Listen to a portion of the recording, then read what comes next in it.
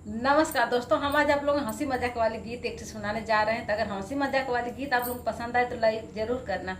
दोस्तों, जिन लोगों को जलेबी पसंद होगी उनके मुंह में तो पानी आ ही जाएगा। तो चलिए सुनिए, हम आप लोगों को एक गीत सुनाते हैं।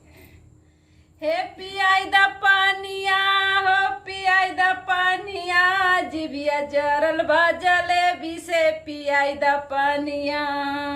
जिभिया जरल बा जलेबी से पियाई दा पानिया, जिभिया जरल बा जलेबी से पियाई दा पानिया। हे पियाई दा पानिया, हो पियाई दा पानिया, जिभिया जरल बा जलेबी से पियाई दा पानिया, जिभिया जरल बा जलेबी से पियाई दा पानिया। हे पियाई दा पानिया, हो पियाई दा पानिया, जिभिया जरल बा जलेबी से पियाई दा पानिया, जिभिया जरल बा जलेबी से पियाई दा पानिया।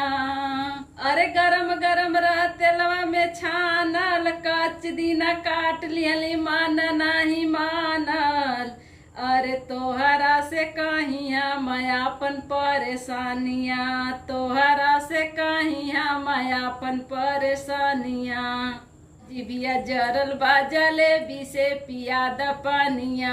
हे पिया दा पानिया, हो पिया दा पानिया, जिभिया जरल बा जलेबी से पिया दा पानिया, जिभिया जरल बा जलेबी से पिया दा पानिया।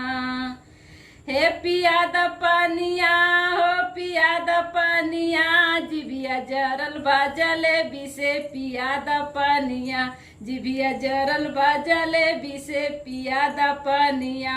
हे पिया दा पानिया, हो पिया दा पानिया, जिभिया जरल बा जलेबी से पिया दा पानिया। हे पिया दा पानिया, हो पिया दा पानिया, जिभिया जरल बा जलेबी से पिया दा पानिया।